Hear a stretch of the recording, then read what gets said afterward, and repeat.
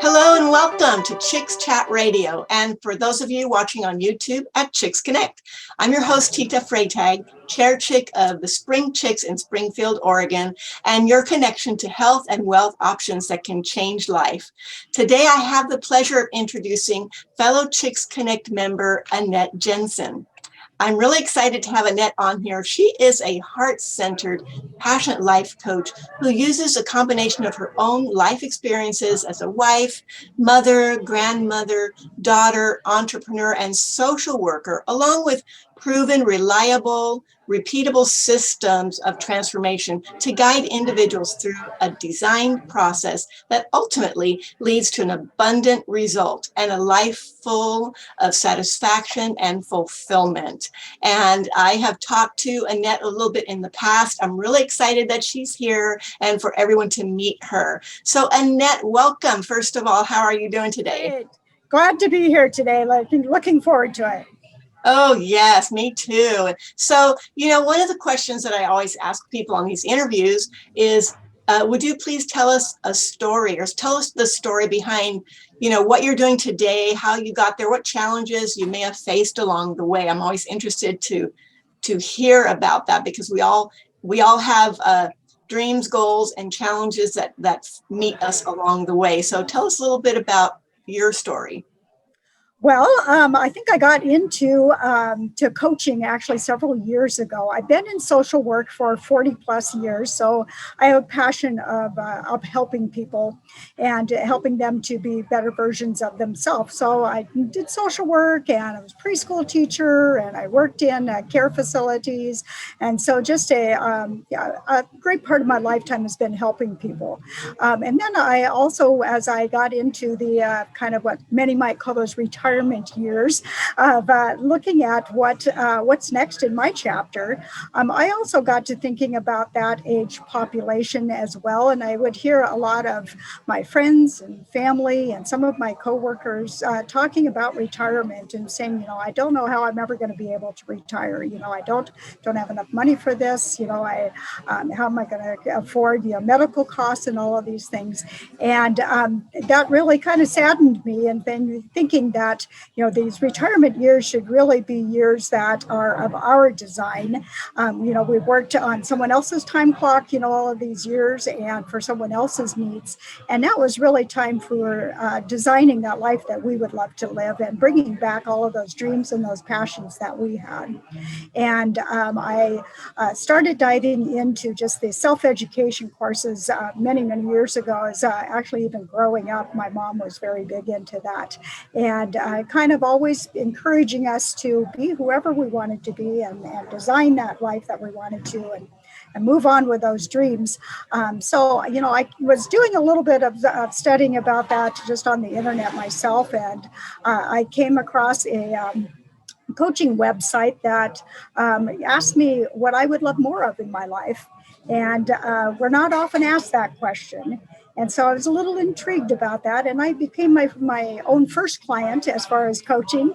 And, I learned some mindsets and some techniques that when applied really made some big changes in my life. And I just thought that if those have these changes have the impact on my life as they have been, then I really need to be able to share that with others. And so that brought me into the coaching world. That's fantastic. How did you find did that dovetail real well with what you had done in social work, or did you find that it was completely different? It was a bit different because when you're in social work, a lot of times you're working with people that are in crisis. And so a lot of times people are really immobilized by blockages in their thinking, or because a lot of our actions are our mindset. And so when you're stuck in those things, it's hard to move on. It's hard to think about things looking better in your future. And so that was kind of a different population. I worked really hard to be able to help them again to be better versions of themselves. And some of the times just in social work, it's just a survival piece of it, getting those basic needs met. And when I had an opportunity opportunity to actually help people that were very driven of, wanting something more in their life. Most of them are at that piece where they do have all of their basic needs met, and they're able to dream a little bit more and be able to say, okay, I've raised my kids, I've worked that life that I needed to work, as being employed by someone else, and now it's time for me to adventure and to see what I would really love in life. And they're a bit full of adventure, and the willingness that's there, and the willingness to invest in ourselves, which is really key. That's interesting.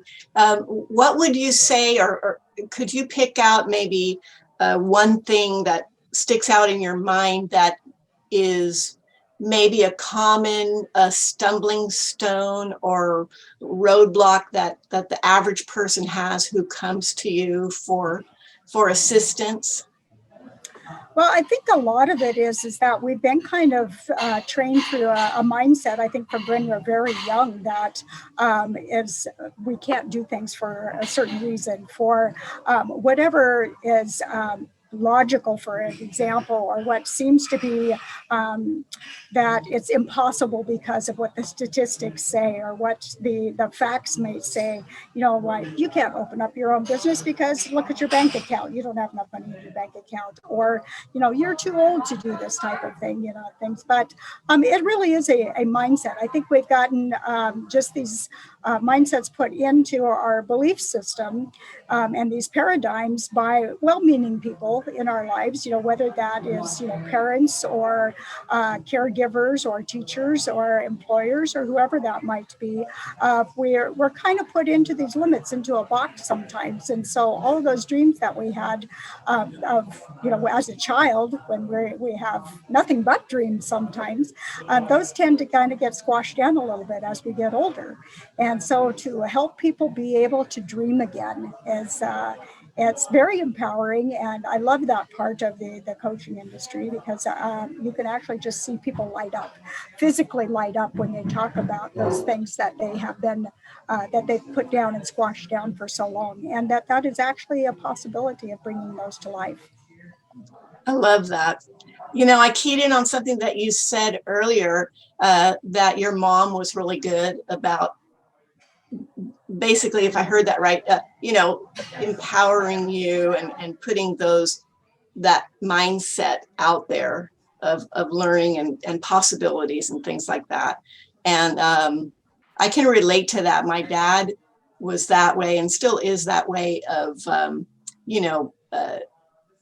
really common books that anyone who's into self-development and personal development recognizes, like The Magic of Thinking Big, and those types of books were common in our household too. So I really keyed in on that, and it's a reminder. We need those reminders every day of how important mindset is and how we can speak that into someone else's life just with our words and with our belief in them and lifting people up. And that must be really fun to do that as a business. That's wonderful.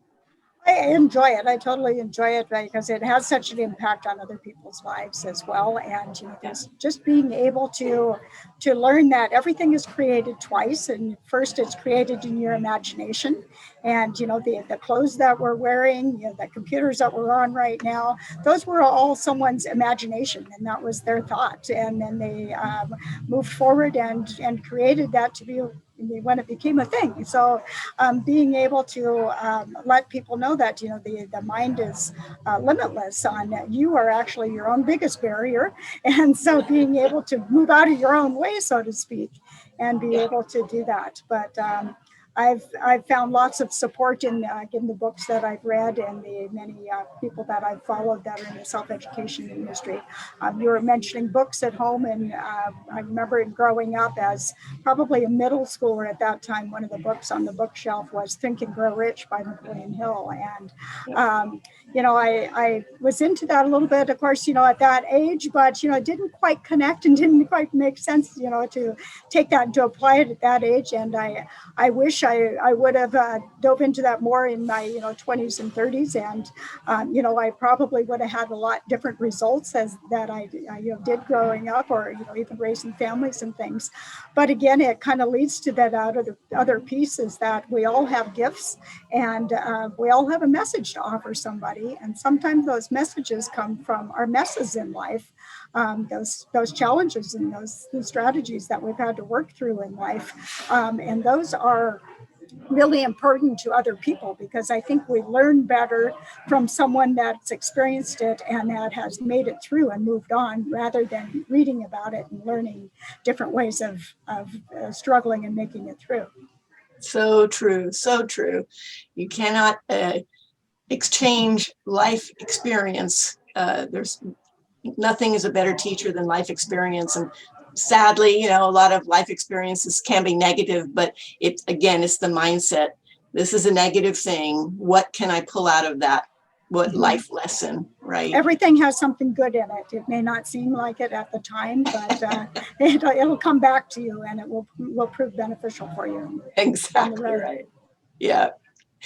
Well, Annette, one last question. I'm going to ask you to share your information so that people can get a hold of you, which I encourage everyone to do, because Annette is amazing, as you can see. Do you have one parting thought or piece of advice, word of wisdom, or whatever that you'd like to share with everyone? I know I'm sort of putting you on the spot. It's this wasn't rehearsed, but if you have anything, that would be great.